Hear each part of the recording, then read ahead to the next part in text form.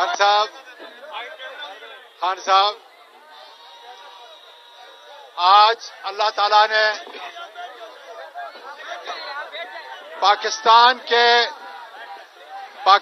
کے بچے کے دل میں اللہ تعالیٰ نے آپ کی محبت جو ہے وہ اجاگر کر دی ہے. پوری دنیا اس کے اوپر حیران ہے.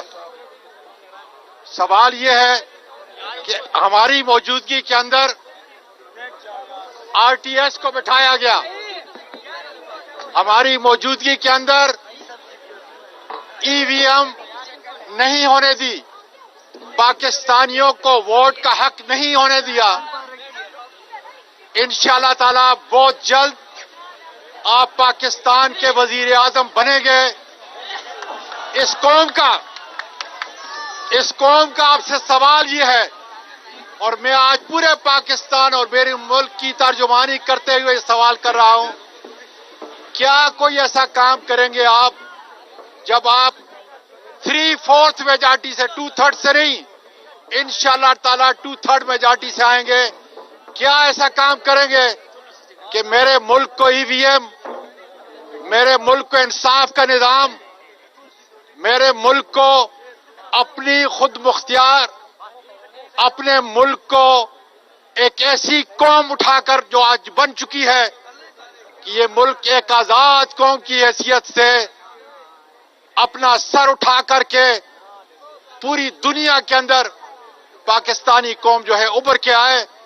لیکن ان کے حقوق کا تحفظ کس طریقے سے آپ مختلف طور پہ کریں گے جب آپ کو 2/3 نہیں بلکہ انشاءاللہ تعالیٰ 3/4 میجارٹی سے انشاءاللہ تعالیٰ استعفیٰ آئیں گے. جی شکریہ اعظم, شکریہ.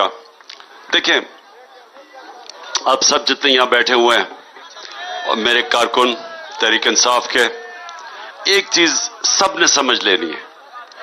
دیکھیں بس تو ہمیں جو میں 3.5 سال پاور میں رہا, میں یہ نہیں کر سکا کیونکہ طاقت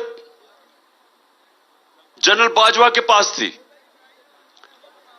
گورنمنٹ میری تھی. جب تک وہ کام کروں جو اس کو روکنا نہیں چاہتا تھا وہ ہو جاتا تھا. کرونا کے اندر ہم نے بڑے زبردست کام کیے کیونکہ سارا ملک متفق تھا.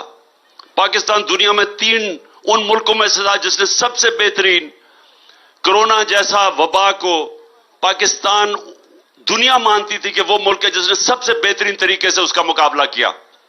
لیکن جدھر انصاف قائم کرنا تھا, وہ جنرل باجوہ چوری کو برا سمجھتا ہی نہیں تھا, وہ کرپشن کو برا ہی نہیں سمجھتا تھا.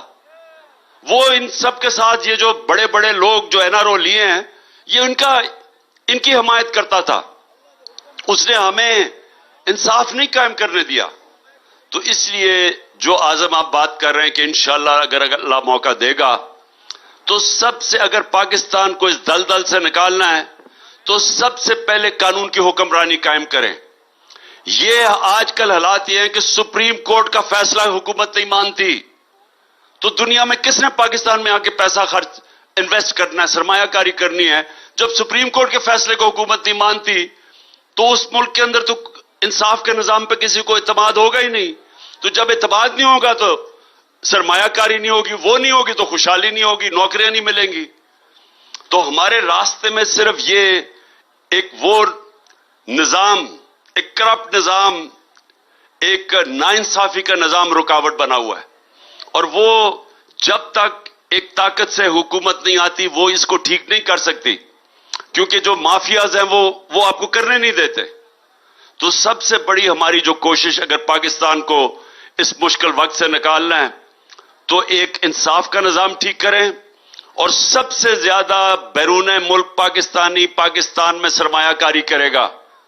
1 کروڑ پاکستانی باہر بیٹھا ہے, اس میں سے چند لاکھ پاکستانی بھی یہاں سرمایہ کاری شروع کر دیں تو ہمیں کسی کے سامنے ہاتھ پھیلانے نہیں پڑیں گے, یا ڈالرز آ جائیں گے, یا ہمارے یہ جو قرضے چڑھتے جا رہے ہیں کیونکہ ڈالرز نہیں کم ہے, وہ سارا ختم ہو جائے گا اگر ہم سرمایہ کاری پاکستان میں لے آئیں. وہ آئے گی جب ہم انصاف کا نظام ٹھیک کریں گے.